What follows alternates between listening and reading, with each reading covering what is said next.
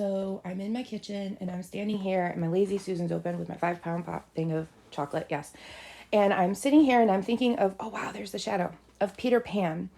And I'm thinking of, Paramount and whatnot, and the fact that you've got to stand up for what you believe in, because that's what, fight means. And I'm standing here and I'm thinking of Uncle Ben. Hasn't anybody learned anything from Uncle Ben? With great power comes great responsibility. And then I'm thinking of Disney and Peter Pan. And what is it that Peter Pan always does? He's always got to attach his shadow. He's always losing his shadow, right?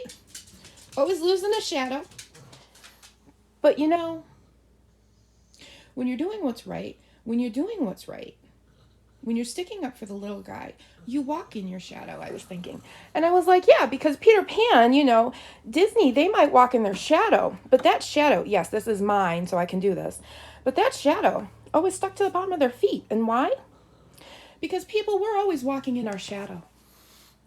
That hit me. I was like, wait, we're like Peter Pan, but our shadows, hello, Douglas Arthur, are attached to us. We are always walking in our shadow, which means that everything you're doing in life, okay, when you have to do your shadow work, you're always walking within your shadow work. You're always walking within it every single day, okay? You just are.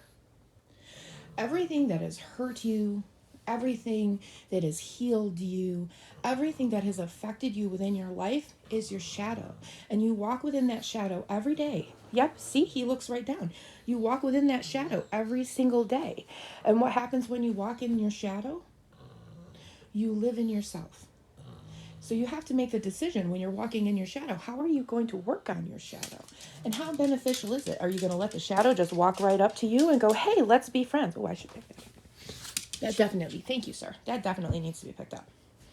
Or are you going to let your shadow overtake you until you can't see your shadow, until there is no shadow left to see? I mean, because that's when you swallow up yourself. That's when your trauma swallows you. That's when your shadow swallows you. And at the end of the day, the point of walking in your shadow is to do the work to grow and become the human that you need to be balanced with your shadow. I'm seeing the 2 of coins in my head. You've got to be balanced with your shadow rather than being unbalanced.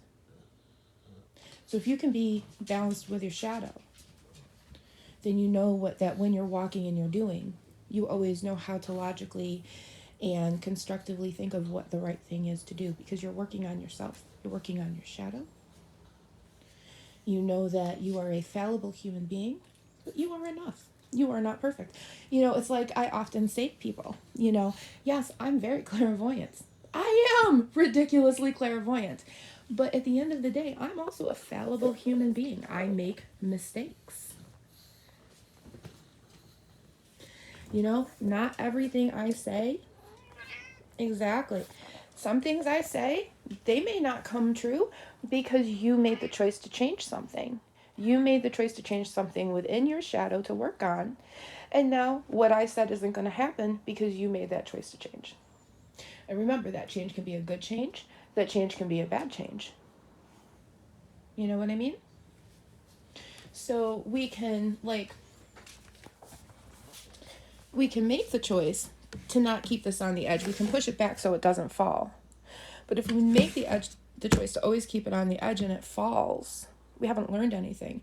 Because if it falls and we don't push it back here, we're just going to let it tip again. We're not learning from our shadow. We're not learning from experience. We're not learning from our mistakes. And it's the learning from our mistakes that helps our shadow balance and grow and stay on the bottom of our feet.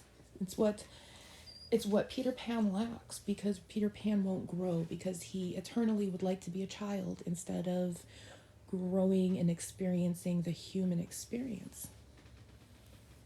About right, Spirit? There's the Spirit here. Mm-hmm. Yep. Yep. Don't lack change and growth like Peter Pan. Don't,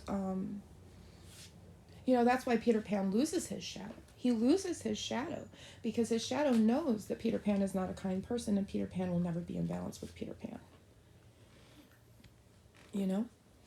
So, anyway, I hope that helps somebody. And as always, be good, behave, be happy, be yourself.